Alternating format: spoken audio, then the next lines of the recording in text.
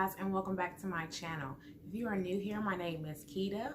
Welcome. Make sure that you hit that subscribe button as well as you hit the notification bell so that you never miss another upload from me.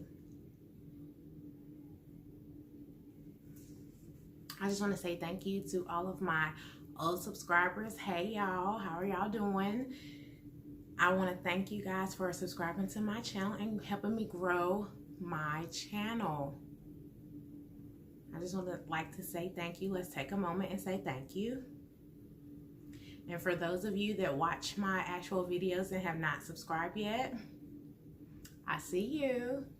But anyway, it is free to subscribe. So make sure that you hit the notification bell and join the family because we would love to have you here.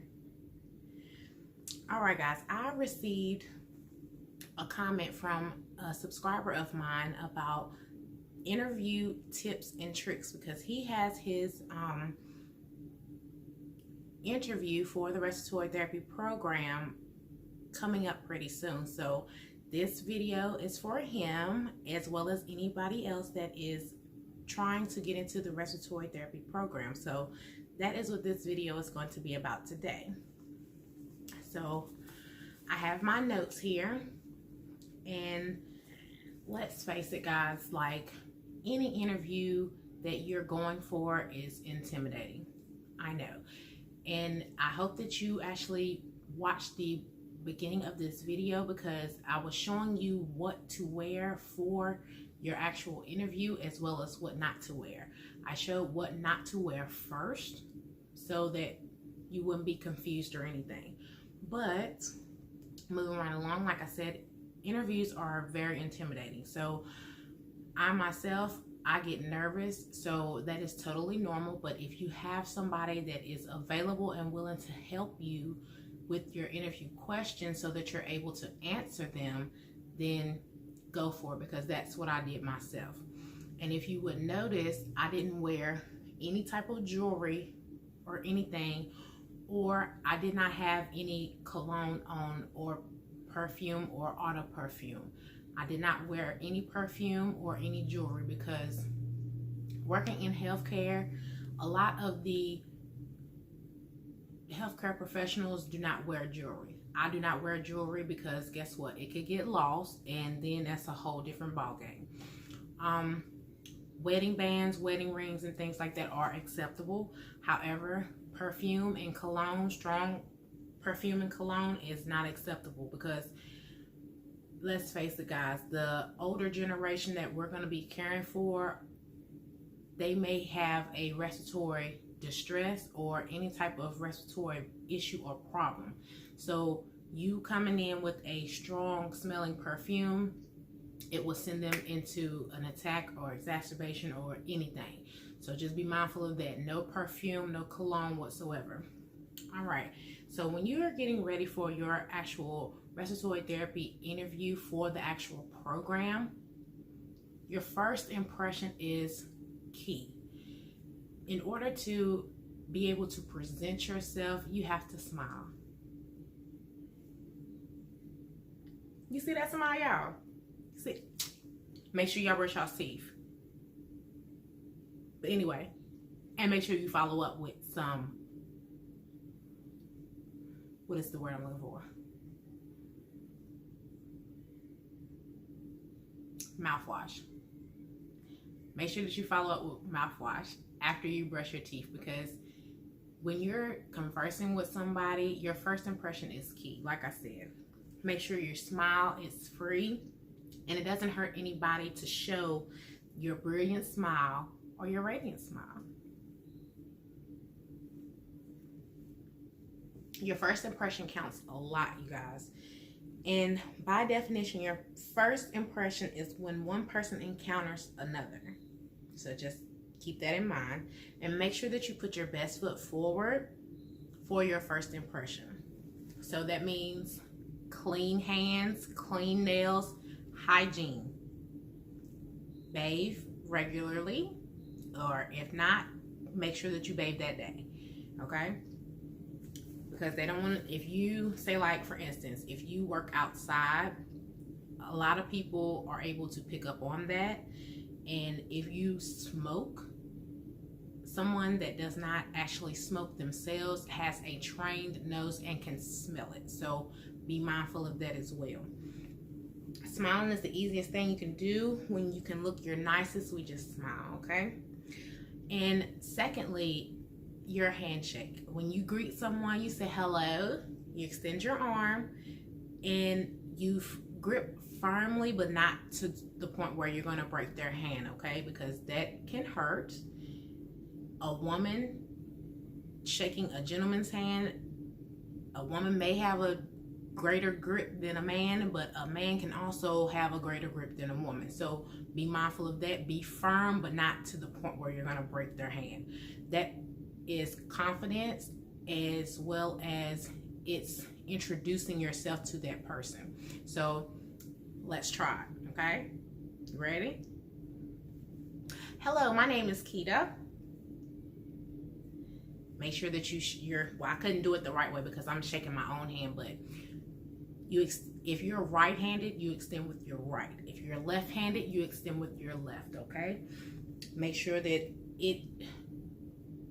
a firm handshake is confidence, period. Everybody knows, like I said, the interviews are intimidating, but when you are conversing with somebody, when you're talking to somebody, look them in their eyes, okay? Make sure that you look them in their eyes, because that lets them know that you're actually engaging in the conversation, like you're paying attention, like you're trying to understand and converse with them on the same level. You know what I mean? Like, how would you feel if I'm like doing this video? Hi, my name is Keita, and I'm here for my interview. Like I'm not paying attention. You understand what I'm saying? Make sure that you're looking the person in their eyes so they know that you are talking directly to them, okay? But don't be like, don't do that, okay? Like, please don't do that. It makes you stand out when you look someone in their eyes versus somebody gazing off into whatever. It lets them know that you are actually interested, okay? So, again, let's start over. Hi, my name is Keita, and I have an appointment for my interview at such and such. Let's say 2:30. Hi, my name is Keita, and I am here for my interview at 2:30 for the respiratory therapy program. Make sure that if you need to stop, pause, rewind, and start over, make sure that you do that, okay? Just so you don't miss anything. And make sure that you turn on your smile, okay? Once you get into your program or career, you're going to be interacting with a lot of people, and medical terminology will carry you far with your career, okay? Effective communication is key, so making sure that you're understanding what somebody is talking about and actually talking to you about, it helps a lot, because you don't want to be talking to somebody and then you think they said something that you really didn't hear them. Make sure that you ask them to repeat it in a nice way so they don't get upset because they have to repeat themselves, because myself working with a lot of healthcare providers, they don't like to repeat themselves, okay? So make sure that you're attentive and you're able to have good communication skills, okay? Because that is going to play a major role in your career, okay? And besides bad manner, they are crucial for your career. I cannot stress that enough. Medical terminology, it will take you far in your career. Once you understand what you're saying and what other people are saying around you, you're able to understand the conversation that's actually taking place, okay? And at the beginning of the video, I actually showed you what not to wear first, so there would not be any confusion. And fellas, I had you covered. I only had one for you guys, but hey, I still had you, okay? Give me a thumbs up just for having y'all, because it was hard finding a button up in my closet. But anyway, ladies and gentlemen, like I said, no perfume whatsoever. Someone that has a respiratory problem, it will disturb them. And a lot of people working in healthcare do not wear perfume because it can offend somebody, for number one, as well as it can hurt someone in the same way. So just be mindful of that. Being business professional is what I was trying to show you guys. Business casual, being professional. If you are clean, well groomed, as well as your hygiene is on point, you got that 1,000-watt smile. Did y'all see that smile? Let me do it again. Yes. Make sure that you are being professional when you speak, as well as like when you're in your interview and they're asking you your questions, they're going to ask you open-ended questions. Like, for an example, why are you interested in becoming a respiratory therapist? They don't want to hear, hi, my name is, and I am such and such years old. They don't want to hear that. I'm sorry to say, but they don't want to hear that. They want to know, hi, my name is, and I went to this college and I studied this. I took these classes and this is how I prepared myself to get here. Like 3 or 4 words, answer responses, not going to work, okay? It's not going to work. Make sure that you practice with somebody, because that's what I did. I'm not going to lie to y'all. I practiced with my mom. Sorry, I practiced because I was so nervous during my interview. I literally cried because they asked me that same question. Why do I want to become an RT? I cried because this journey has not been easy for me. And I know that somebody else is out there, their journey was not easy for them as well. So I literally cried when I explained why I wanted to become a respiratory therapist. So be mindful. Ladies, gentlemen, I'm going to get to you in a minute. Ladies, skirts at the knee, dresses at the knee or lower. Jewelry, bare minimum. Studs, a little necklace, okay. These big humongous necklaces that y'all got, leave it at home. Leave it at home. If your dress is not knee length or under, that is not business professional. You can hit me in the comments for it, honey. I don't care. I'm telling you what it is. If your dress or your skirt does not hit below the knee or at the knee, I don't want to see your booty when you bend over. Sorry, not sorry. Moving right along.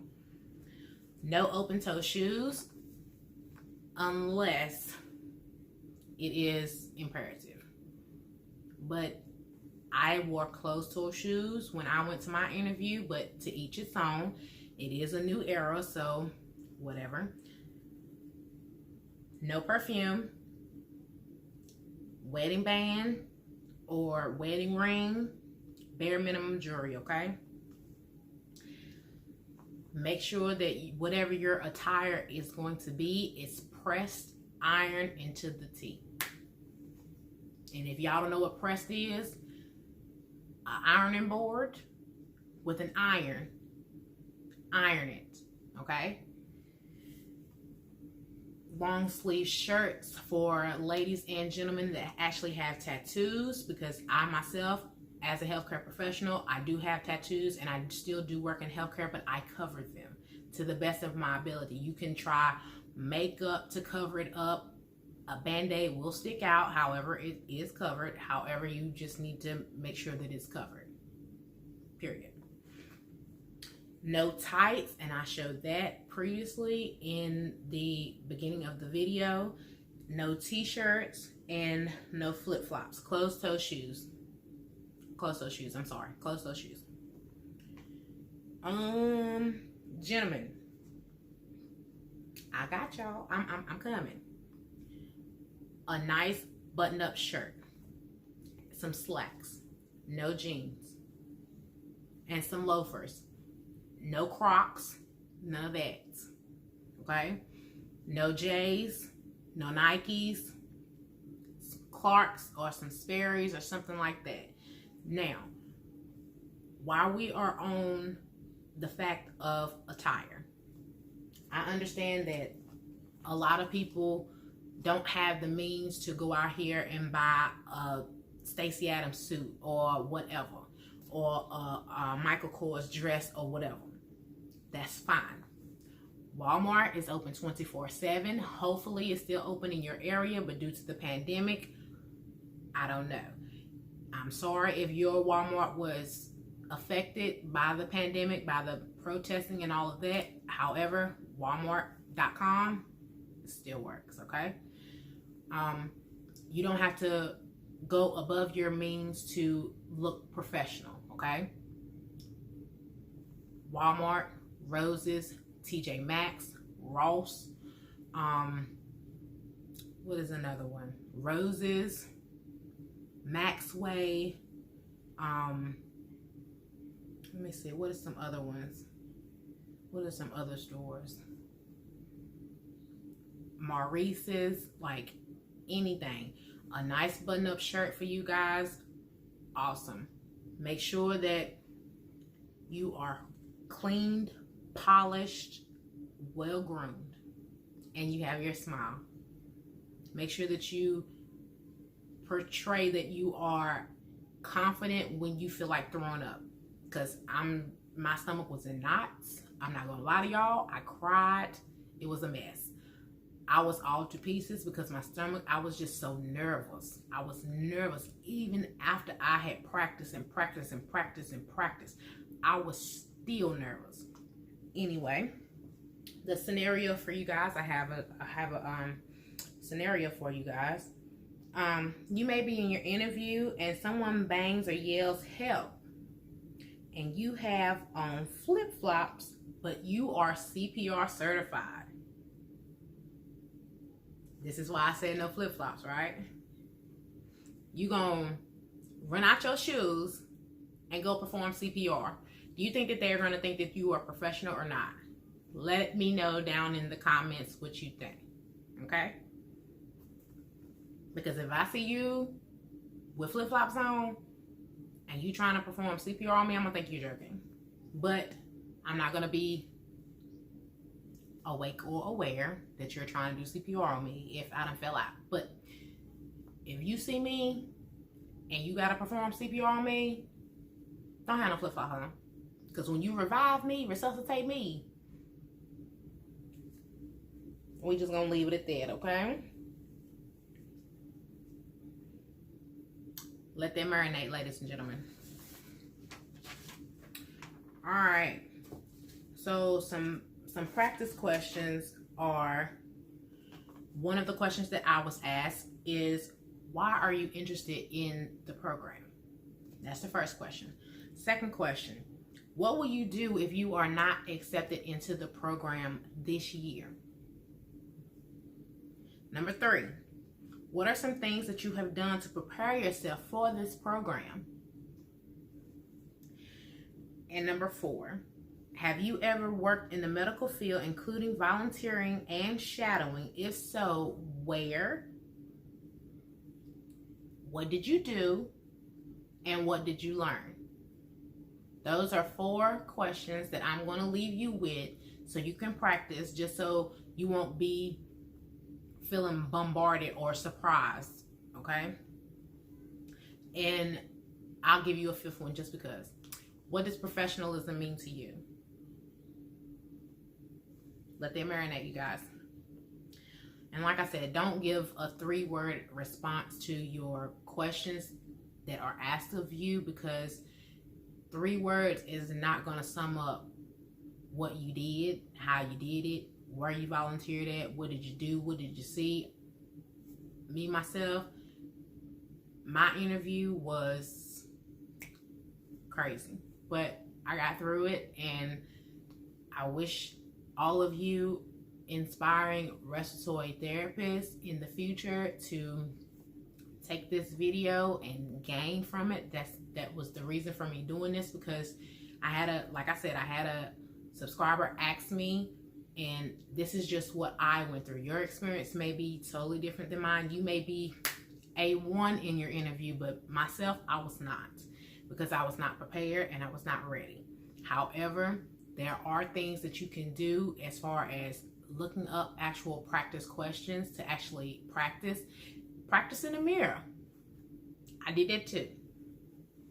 But like I said, it's a two-way street with you and your interviewer. So put yourself in your interviewer's seat. Ask yourself the questions, or have somebody ask them to you. Look in the mirror, whatever floats your boat, whatever makes you happy, I'm with it. But at the end of the day, use all of your time that is allotted to you for your interview, okay? Like I said, 3-4 word responses, not gonna work. Drag it out, but make sure it makes sense, okay? Don't be just saying stuff that be saying it because they already had their degree now. I'm just trying to let you know. They already had their degree. Make sure that it makes sense to you, but don't use terminology that you are not familiar with. Make sense? Makes sense. And make sure that you bring your questions that you have for your interviewer. Yes, I wrote down questions as far as the actual program. How was it geared? How were the tests? Like, I wanted to know, because just like they're interviewing you, this is your chance with your questions to interview them as well. I asked about the actual classes, the clinicals, how long they were going to be, how the tests and stuff was going to be structured, things like that, things pertaining to the actual program. And I asked exactly how many students and things were going to be in the actual classroom for my cohort, all of that. Like I said, that is your chance to shine, to ask all of the questions that you need answers to, because that's what they're there for. They're there to interview you, but you can still interview them when they ask you, do you have any questions? And then you just pull out your little questions, write down what it is, the answer to whatever your question was. Boom, piece of cake. Asking your interviewer questions at the end when they ask you, do you have any questions, lets them know that you are interested in what it is. Interested in the program, as well as interested in the actual courses at that school. Okay? All right. Hands and nails. Ladies and gentlemen, healthcare, 1 inch. Nothing longer. Gel nails, acrylic nails. I'm sorry, not sorry. Please clean your nails. Guys, if you work outside and you work with cars and you have grease under your nails, get you a nail file on it and clean it up. Okay? When you going to shake somebody's hand and they see your nails, what do you think is going to go through their mind? What do you think is going to go through their head? All right? Make sure that you look your best. It's no reason. We all ball on a budget. You hear me? We all balling on a budget. Just different levels, okay? Walmart open 24 hours. Maurice's, Ross, TJ Maxx, button up and slacks, Sperry's, loafers, blazers for you guys. Yes.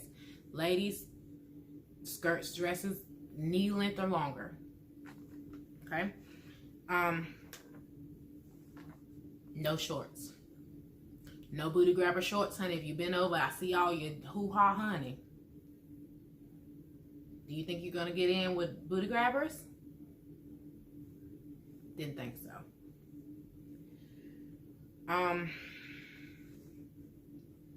Typical questions. You can actually search on Google, like I said, for some interview questions and write down your deepest, thoughtful answers and say them out loud back to yourself. That helped too. Let me see.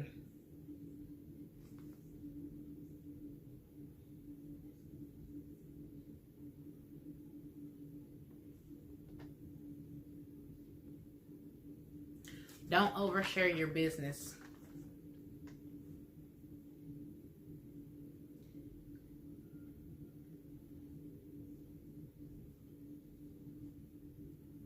And please, please, please make sure that whatever you are putting on social media is subject to be researched, okay?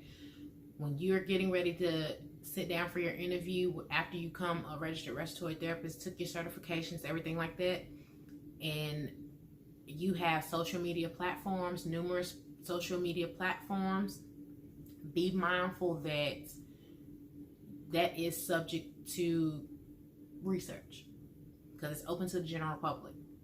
So make sure that what you are putting out is what you're putting out. Don't, how do I want to word this? Don't put things online that you don't want to be seen, researched, pulled up, things like that, okay? Professionalism goes a long way, and communication. Make sure that if you don't want it to be found, don't post it. That goes for Facebook, Instagram, YouTube.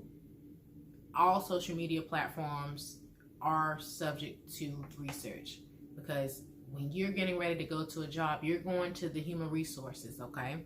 Human resources has a lot of strings that they can pull to get any information that they want off of you, regardless of where it's coming from. So, just a little recap about the interview. Make sure that you smile. Make sure that you are well groomed, well polished, well put together. Clean hands and nails. Hygiene. Can't stress this enough. Hygiene. Ladies, no heels like you're going to the club. Leave that at home. No flip-flops. No open-toed shoes. Gentlemen, no cologne. No jeans. Ladies, no bulky jewelry. No bulky jewelry. I'm sorry. Make sure that you research some practice questions and practice in the mirror. Write your questions down that you want to ask them about their program, and show them that you are interested, and show them why you can excel as a candidate in this actual interview above anybody else, regardless of whether your GPA is a 4.3. No, I'm just regardless of your GPA is a 3.4, 2.5, 2.1, does not matter. If you got that 1,000-watt smile, you pray, as well as you have the determination to get through anything that God puts in your way, you will succeed, okay? Make sure that you pray about it. Make sure that you ask them any type of question that you have regarding their clinical rotation, the classes, your actual schedule, all of that. Make sure that you are ready and prepared for whatever is about to be thrown at you. And I hope that you guys actually gained from this video, as well as I wish you guys the best of luck on your RT journey.